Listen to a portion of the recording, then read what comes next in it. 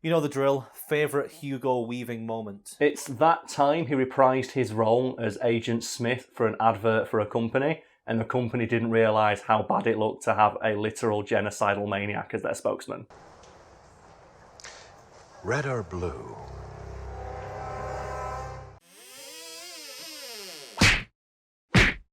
As hard as actors would have you believe acting is, you have to admit it sounds like a pretty sweet gig to sit in a comfortable recording booth somewhere for a few days and earn a few $1 million pretending to be, oh say, a giant unkillable robot. Oddly, Hugo Weaving doesn't share this view and had nothing but bad things to say about his time spent pretending to be Megatron. I'm assuming some people aren't even aware that Hugo Weaving, you know, Elrond and Agent Smith, Yes. was Megatron. Exactly, because I don't think Hugo Weaving did any of the press tour for it. Like, we'll get to it in a moment, but he did not give a fuck about this role. He did it just for the paycheck, and it was a very easy one, I would like to add. And yeah, if you don't have, like, you know, the IMDb pages of the first 3 Transformers movies like committed to memory, yes, Hugo Weaving played the amalgamation of triangles masquerading as Megatron.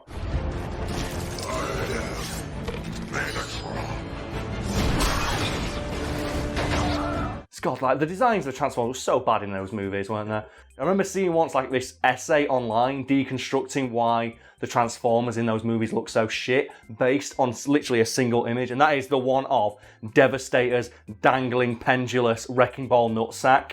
And it's like this 2,000 word just like deconstruction of why this is so terrible. It's like, but this is literally Michael Bay teabagging the audience with his creations. It's so bad. And I don't think it helps the case of the movie for people who want to defend it and say, oh no, you know, it's a different take on the designs of the Transformers. That Megatron looks so much like Ivan fucking Ooze, like right down to the stupid metal goatee. It's so bad. So ugly. Like, and that's a movie like infamous for how shitty its CGI was. And I want you to put behind me right now, Brad, Megatron and Ivan Ooze, and like I want people in the comments to tell me who did it better. There's something that I'm assuming is going to come up at some point, so you may as well get it out of your system. Transformers Devastation! If you're talking about the Transformers and how shit they look in those movies, like I would argue that the Transformers have never looked better than they did in Transformers Devastation. Obviously, the new Bumblebee movie, they use the old designs, but that game looks fucking beautiful. And I'm going to mention it because you can't stop me, it's my channel. We're going to talk about the Starscream in space fight We've mentioned this about 20 times. And I'm going to mention it every time we talk about Transformers, which is a lot, because I love the Transformers. And that's a fight where you get to fight Starscream in space and assume Ferrari form and punch him in the dick.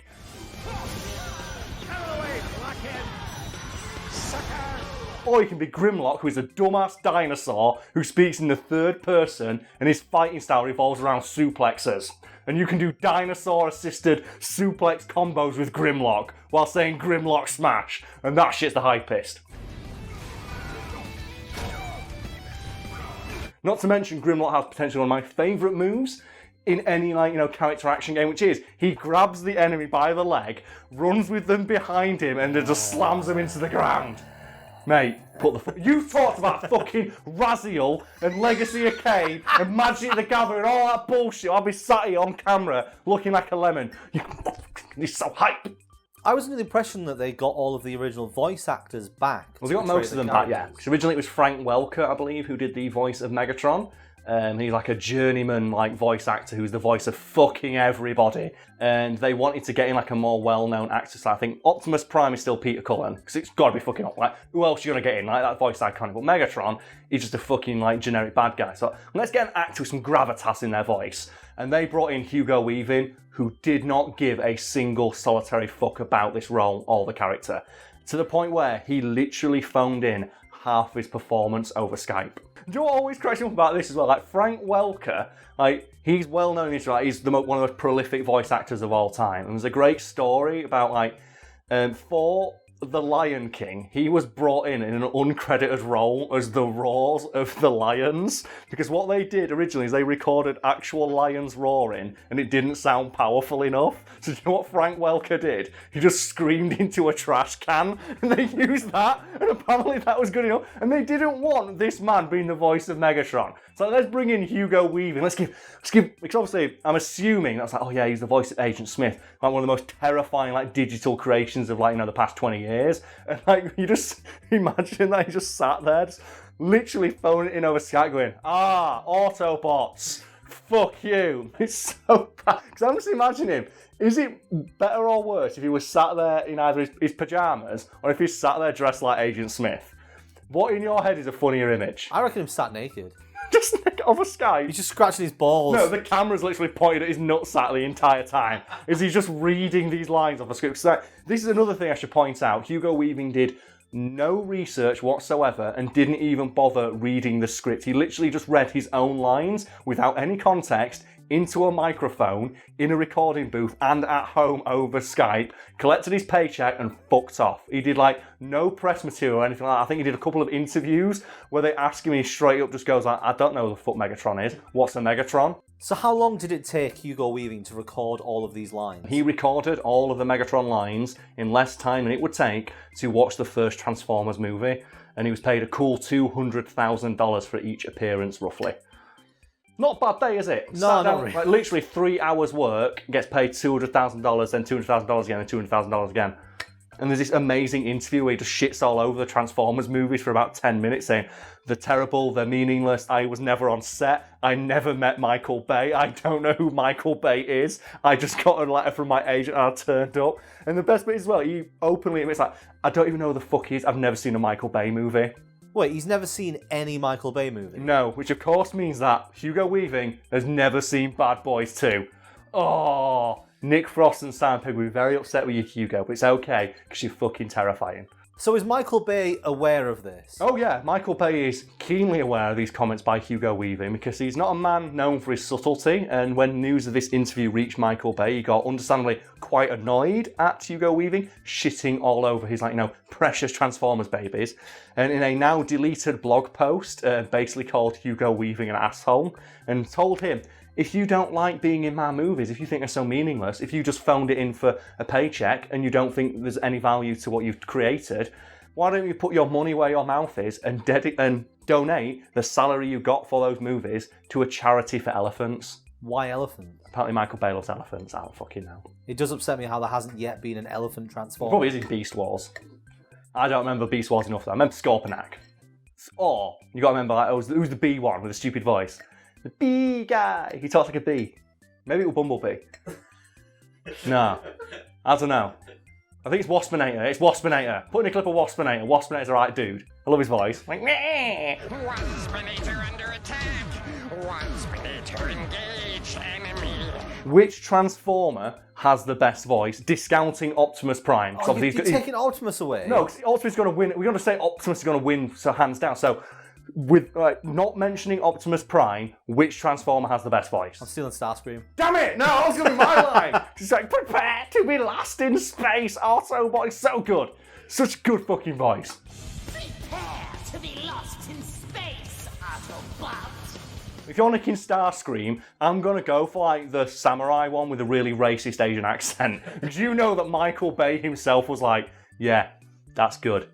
Put that in. I'll find your inner compass. Loyalty is but a flower in the winds of fear and temptation. I want to see that in Pacific Rim. I want to see the British fucking Jaeger.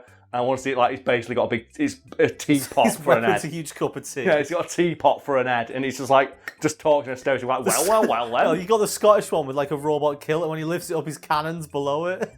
Oh, you know what? If Michael Bay ever gets his hands on Pacific Rim, I'm sure we'll see that. So did anyone take Michael Bay up on this offer to donate money to elephants? I don't think so, no, because as I mentioned, he deleted the blog post, and I'm presuming that's because Michael Bay, in this same blog post, offered to match any donations made by Weaving. And I'm thinking now that if, all the actors in Hollywood who'd taken a role just for the paychecks had to take Michael Bay up on the offer, he'd have been stuck making Transformers movies to match that amount of money till the heat death of the universe. Then again, given how many of those fucking things are slated for release over the next 20 years, maybe they did. I guess we all never find out. I actually haven't watched much Transformers beyond the terrible Bay movies. Oh man, you're missing out, because there's some even more terrible, dumb stuff in the original cartoons, which I'm a huge fan of and I've watched multiple times. For example, did you know that Megatron just turned into a gun? Was in that one so he transformed? Yeah, his Transformer was just a gun, and Starscream used to shoot it.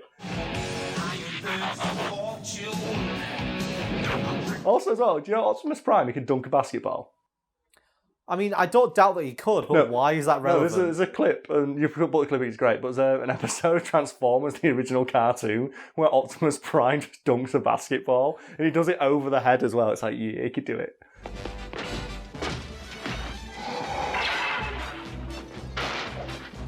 I want to see that in a movie. I want to see Space Jam with Transformers. Why is that not a thing?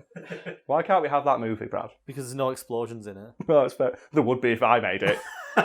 you don't think this basketball's going to explode when it gets dunked? But, oh man, I love the Transformers. Like the movies that they were terrible, but I do like how literally every plot of every one of those movies hinges on Optimus Prime just finally going, fuck this, I'm going to win.